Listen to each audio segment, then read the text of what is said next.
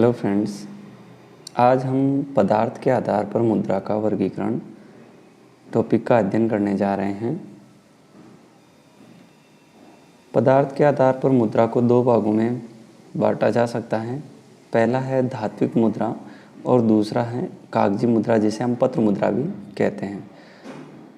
धात्विक मुद्रा यानी मेटेलिक मनी, यह वह मुद्रा होती है जो किसी न किसी धातु से बनी होती हैं, जैसे सोना, चांदी, तांबा, पीतल, जस्ता व एल्युमिनियम आदि।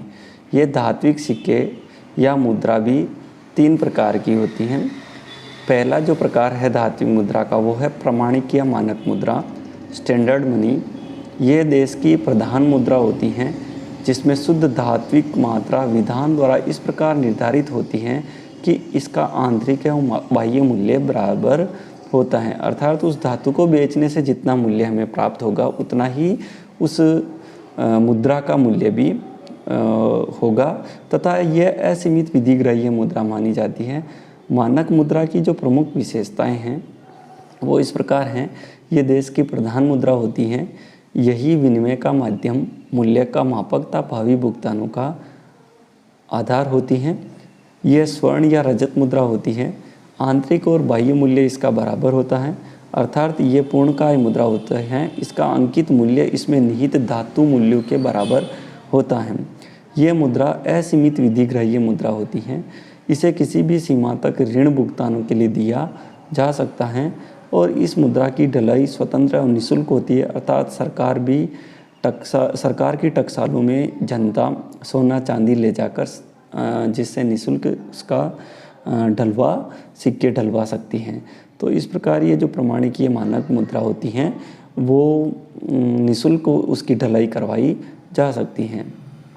नेक्स्ट जो है सांकेतिक मुद्रा, टोकन मनी। जब देश में अपर्याप्त धातु कोषों के कारण ऐसी मुद्राओं का प्रचलन होता है जिसका आंतरिक मूल्य अंकित मूल्य से कम होता है तथा देश में गौण मुद्रा के समान चलती है, उसे सांकेतिक मुद्रा कहते हैं। सांकेतिक मुद्रा की जो प्रमुख विशेषताएं हैं वो हैं, देश में गौण मुद्रा का कार्य करती है, इसका आंतरिक मूल्य बाह्य मूल्य से कम होता है, यह मुद्रा सीमित विधिग्राह्य होती है, इसका प्रयोग मानक मुद्रा के सहायक के रूप में छोटी मुद्राओं के रूप में होता है, ढलाई स्वतंत्र नहीं होती, केवल सरकार ही इनकी ढलाई कर सकती है। सांकेतिक मुद्रा निर्गमन के कारण क्या है? किसी भी देश में सांकेतिक मुद्रा के निर्गमन के पीछे कई कारण हो सकते हैं। उसमें से प्रमुख कारण जो हैं वो हैं धात्विक कोषों की पर्याप्त पूर्ति नहीं होने से अथवा कम शुद्धता और कम वजन के कारण सांकेतिक सिक्के ढाले जाते हैं ताकि सरकार प्रचलित मुद्रा की पूर्ति बढ़ा सके। जब जनता पूर्णकाय सिक्कों को गलाकर लाभार्जन करने की नीति अपनाती है तो इस प्रवृत्ति पर नियंत्रण के लिए सांकेतिक सिक्के जारी किए जाते हैं। मितव्ययता के लिए सांकेतिक सिक्के जारी किए जाते हैं और छोटे छोटे लेन देनों को अधिक सुविधाजनक बनाने के लिए रेजगारी के रूप में सरकार सांकेतिक मुद्रा का निर्गमन करती है। इसका अभिप्राय क्या है कि जनता जब सोने और चांदी के सिक्के प्रचलित होते हैं तो जनता उनको गलाकर आभूषण और अन्य प्रकार के कार्यों में उनका प्रयोग करने लगती है। तो इस प्रकार की प्रवृत्ति पर नियंत्रण स्थापित करने के लिए सरकार सांकेतिक मुद्रा का प्रचलन करती है, जो सस्ती धातु के बने होते हैं और उनका जो आंतरिक मूल्य है वो बाह्य मूल्य से कम होता है। जैसे स्टील या लोहे के सिक्के जो होते हैं वो सांकेतिक मुद्रा का कार्य करते हैं। नेक्स्ट जो है वो है, क्या वर्तमान भारतीय मुद्रा प्रमाणिक मुद्रा है या सांकेतिक मुद्रा? Present Indian money is standard money और टोकन मनी। वर्तमान में भारत में कोई मुद्रा मानक मुद्रा अथवा प्रमाणिक मुद्रा नहीं है। यद्यपि भारत में रुपया देश की प्रधान मुद्रा है तथा यह असीमित विधिग्राह्य है, फिर भी इसे हम प्रमाणिक मुद्रा नहीं कह सकते हैं क्योंकि इसमें दो गुणों आंतरिक मूल्य और बाह्य मूल्य बराबर नहीं तथा इसकी ढलाई जो है वो भी स्वतंत्र नहीं है का अभाव है। इसके विपरीत इसे हम सांकेतिक मुद्रा भी नहीं कह सकते हैं क्योंकि ये देश की प्रधान मुद्रा है और असीमित विधिग्राह्य हैं, जबकि सांकेतिक मुद्रा में ये दोनों गुण नहीं होते। अतः हम देखते हैं कि भारतीय मुद्रा रुपए में आंशिक गुण प्रमाणिक मुद्रा के हैं तो आंशिक गुण जो है सांकेतिक मुद्रा के हैं। इसी कारण भारतीय मुद्रा रुपए को प्रमाणिक सांकेतिक मुद्रा कहना अधिक उपयुक्त लगता है। गौण तीसरा जो प्रकार है गौण मुद्रा या सहायक मुद्रा, सब्सिडरी मनी। धात्विक मुद्रा सहायक मुद्रा के रूप में भी हो सकती है कि जो कि छोटे छोटे फुटकर भुगतानों के निपटारे में सहायक होती है। यह सभी सिक्के गौण मुद्रा होते हैं। सिक्के बहुत ही हल्की धातु तथा अत्यल्प मूल्य के होते हैं। इनकी ढलाई सरकार के नियंत्रण में होती है। ये सीमित विधिग्राह्य होते हैं। इनका प्रयोग अत्यंत ही छोटे लेन देनों के भुगतान में किया जाता है। इनका प्रमाणिक सिक्के के संबंध में सरकार द्वारा निर्धारित होता है।